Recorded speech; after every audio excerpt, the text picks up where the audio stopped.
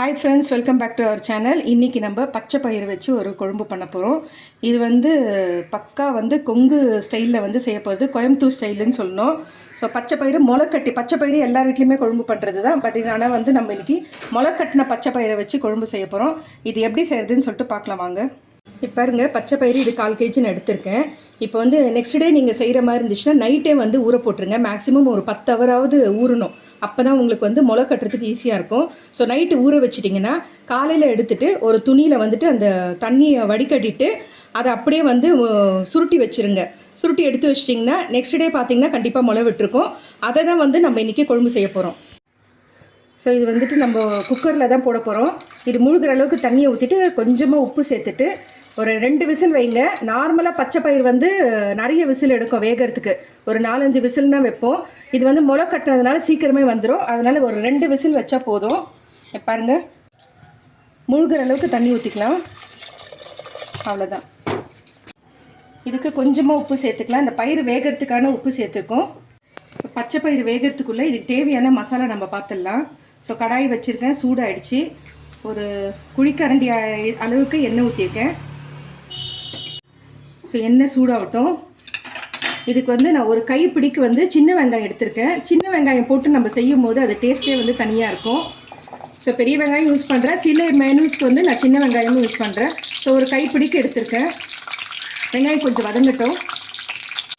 So வெங்காயம் ஒரு பாதி இது வெந்தாச்சு. 1 இன்ச்சுக்கு இஞ்சி பொடியாக கட் பண்ணி வச்சுருக்கேன். அதை சேர்த்துக்கலாம். இது நாட்டி பூண்டுன்றதுனால இங்கே பாருங்கள், சைஸ் பெருசாக இருக்குது. நார்மல் பூண்டாக இருந்தால் நீங்கள் ஒரு முழு பூண்டை உரிச்சிட்டு சேர்த்துக்கோங்க. ஸோ இது வதங்கட்டும். இஞ்சி பூண்டு சேர்த்துட்டு கொஞ்சம் வதங்கட்டும். ஒரு 2 இனுக்கு கருவேப்பிலை எடுத்துருக்கேன். அதையும் இதோடு சேர்த்துடலாம். ஒரு அரை முடி தேங்காய் எடுத்திருக்கேன். நான் இந்த மாதிரி கட் பண்ணி வச்சுருக்கேன். நீங்கள் திருவிட்டு கூட சேர்த்துக்கோங்க. ஸோ இது சேர்த்துட்டு வதக்கிக்கலாம். ஸோ இது வதங்கின்னு இருக்கும்போதே நம்ம மஞ்சத்தூள் சேர்த்துக்கலாம். இதில் ஒரு அரை ஸ்பூனுக்கு மஞ்சத்தூள் சேர்த்துருக்கேன்.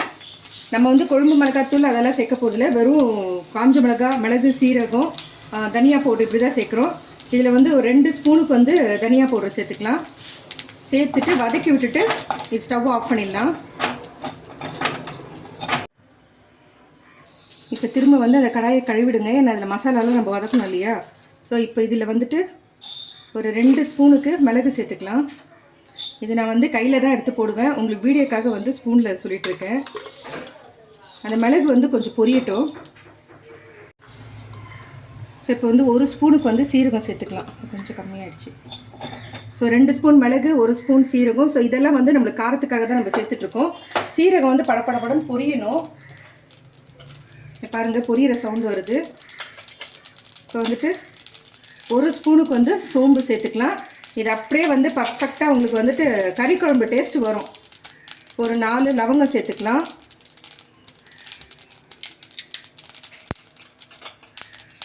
ஒரு துண்டு பட்டை. ஸோ இதெல்லாம் வாசனைக்காக தான். உங்களுக்கு அப்படியே பர்ஃபெக்டாக சாதத்து கூட, சப்பாத்தி, தோசை, இட்லி எல்லாத்துக்கூடையும் சாப்பிட்லாம். அவ்வளோ அருமையாக இருக்கும் டேஸ்ட்டு. ஸோ பாருங்கள், சோம்பு, சீரகம் எல்லாம் படப்படன்னு பொரிய ஆரம்பிச்சிடுச்சு. இதோட ஒரு 5 காஞ்ச மிளகாவும் சேர்த்துக்கலாம். அவ்வளோதான். காஞ்ச மிளகா போட்டு ரொம்ப நேரம் வதக்க வேண்டாம். கடாய் ஸ்டவ் ஆஃப் பண்ணிடலாம். சரி, மிக்ஸி ஜாரில் போட்டிருக்கோம். நல்லா ஆற விட்டுட்டு அரைங்க. சூட்டோடு அரைக்க வேண்டாம். பாருங்க, மசாலாலாம் ரெடி பண்ணுறதுக்குள்ளே நமக்கு குக்கரும் ஆஃப் ஆகிடுச்சு. ஸோ பருப்பு வெந்திருக்கான்னு பார்க்கலாம். 2 விசில் தான் நான் வச்சுருக்கேன். ஏன்னா முளைக்கட்டின பயிருன்றதுனால சீக்கிரமே வெந்துடும். நார்மலாக பச்சை பயிர் குழம்பு வைக்கிறது இருந்தால் நான்லாம் வறுத்துட்டு தான் செய்வேன். அப்போ தான் உங்களுக்கு சீக்கிரமே வேகும். இங்கே பாருங்கள், அந்த தோலெல்லாம் பிரிஞ்சு பருப்பு நல்லா வெந்துட்டுருக்கு. இங்கே பாருங்கள், நல்லா ஸ்மாஷ் ஆகிடுச்சு. ஸோ இதுலேருந்து நம்ம ஒரு கரண்டிக்கு நம்ம பருப்பு எடுத்துக்கிட்டு நம்ம அரைக்கிற அந்த மசாலாவோட சேர்த்து தான் அரைக்க போகிறோம். ஸோ இது ஒரு கரண்டி சேர்த்துக்கலாம். இன்னும் டேஸ்ட் ரொம்ப அட்டகாசமாக அசத்தலாக இருக்கும். ஸோ இப்போ வெந்தது நம்ம மண்சட்டியில் சேர்த்துக்கலாம். இதுலேயே கூட செய்யலாம், ஆனால் ரொம்ப லேட்டாகும். ஸோ அதனால தான் குக்கரில் போட்டுவிட்டேன் 2 விசிலுக்கு. இப்போ பாருங்கள், நல்லா நைஸாக அரைச்சி எடுத்தாச்சு. இப்போ பயிரும் நம்ம சட்டிக்கு மாற்றினதுக்கப்புறம் பாருங்கள் கொதிக்க ஆரம்பிச்சிருச்சு. ஸோ இந்த டைமில் நம்ம அரைச்ச அந்த மசாலா இதோட சேர்த்துக்கலாம். இதை சேர்த்துட்டு உப்பு சேர்த்துக்கணும். ஏன்னா நம்ம வந்து பருப்புக்கு தகுந்த உப்பு கொஞ்சமாக தான் சேர்த்துருக்கோம். இந்த மிக்ஸி ஜார்லேயே வந்து கொஞ்சமாக தண்ணி சேர்த்துட்டு இதில் ஊற்றிக்கலாம். ஃபஸ்ட்டு இதை கலந்துடலாம். ஸோ இந்த ஜார் கழுவுன அந்த தண்ணி இதோடு நம்ம சேர்த்துக்கலாம். சேர்த்துட்டு நல்லா கலந்துவிடுங்க. ஆஹா, இப்போவே நல்ல வாசனை அருமையாக இருக்குது. இதே மெத்தடில் செஞ்சு பாருங்கள், சூப்பராக இருக்கும். உண்மையிலே வந்து இட்லி, தோசை, சப்பாத்தி, பூரி எல்லாருக்குமே பர்ஃபெக்ட் காம்பினேஷனு. சாதத்துக்கு கூட ரொம்ப அருமையாக இருக்கும். இது கூட தொட்டுக்கிறது கூட வேணாம், நீங்கள் அப்படியே சாப்பிட்லாம். இப்போ இதுக்கு ஒரு தாளிப்பு நம்ம ரெடி பண்ணிடலாம். ஸோ ஒரு கடாயை வச்சுட்டு நம்ம ஒரு தாளிப்பு கொடுக்கலாம். இது வந்து நல்லெண்ணெய் தான் சேர்த்துக்கிறேன் நான். ஸோ எண்ணெய் காஞ்சிருச்சு. கொஞ்சம் கடுகு போட்டு பொரிச்சிக்கலாம். ஒரு 1/2 ஸ்பூனுக்கு கடுகு நல்லா பொரியணும். இல்லைன்னா பொரியாமல் நீங்கள் போட்டுட்டிங்கன்னா சாப்பிடும்போது அந்த கடுகு வந்துட்டு அப்படியே அந்த முழுசாக உங்களுக்கு சாப்பிட்றது ஃபீல் ஆகும். இந்த மாதிரி படன்னு பொரியணும். அப்போ தான் அது கரெக்டாக இருக்கும். இப்போ பொரியுது. திரும்ப வந்து ஒரு கைப்பிடிக்கு நம்ம வந்துட்டு வெங்காயம் வந்து அதில் அரைக்கிறதுக்கு சேர்ப்போம் அந்த மசாலாவுக்கு. அதே மாதிரி தாளிப்பு கொடுக்கறதுக்கும் ஒரு கைப்பிடிக்கு சின்ன வெங்காயம், ஒரு மீடியம் சைஸு தக்காளி கட் பண்ணி வச்சுருக்கேன், அதையும் இதோட சேர்த்துடலாம்.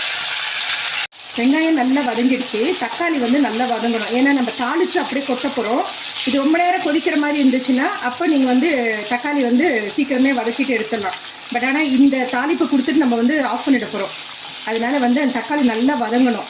இப்போ எதுக்கு நம்ம மசாலாலாம் வதக்கிட்டு வந்து நம்ம அரைச்சிருக்கோம்னா இந்த பச்சை பயிரெல்லாம் வந்து சீக்கிரம் கெட்டுரும் வெயிலெல்லாம். அதனால இந்த மாதிரி அரைச்சிட்டு பண்ணும்போது உங்களுக்கு கொழும்பு வந்து தாங்கும், நல்லாயிருக்கும். பாருங்கள், தக்காளி நல்லா எல்லாம் அந்த பிரிஞ்சு வருது பாருங்கள். தக்காளி நல்லா வதங்கிடுச்சு.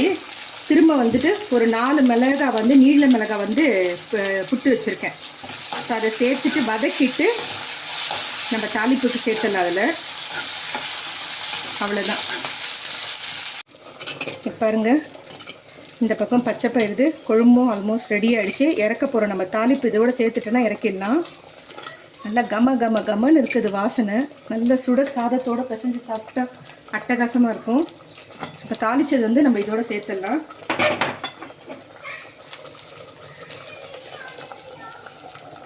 எண்ணெய் நிறையா இருக்குதுன்னு சொல்லாதீங்க. நல்லெண்ணெய் போட்டு சேர்க்கறதுனால ஒன்றும் தப்பு இல்லை, உடம்புக்கு அவ்வளோ நல்லது. அவ்வளோதான். ஒரு நிமிஷம் கொதிச்சிட்ட பிறகு ஸ்டவ் ஆஃப் பண்ணிடலாம். பாருங்கள் ஃப்ரெண்ட்ஸ், நம்மளுடைய பச்சை பயிறு குழம்பு ரெடி ஆகிடுச்சு. இது வந்து கறி குழம்பை விட டேஸ்ட்டாக நல்லாயிருக்கும். இந்த மெத்தடில் செஞ்சு பாருங்கள். இந்த வீடியோ பிடிச்சிருந்தால் லைக் பண்ணுங்கள். உங்கள் ஃப்ரெண்ட்ஸ் அண்ட் ஃபேமிலி மெம்பர்ஸ்க்கு ஷேர் பண்ணிவிடுங்க. புதுசாக பார்க்குறவங்களா இருந்தால் சப்ஸ்கிரைப் பண்ணுங்கள். மறக்காமல் பெல் ஐக்கானை ப்ரெஸ் பண்ணுங்கள். அப்போ தான் நான் போடுற வீடியோ உடனுக்குடன் நோட்டிஃபிகேஷனில் வரும். தேங்க்யூ ஃப்ரெண்ட்ஸ், டேக் கேர், பாய்.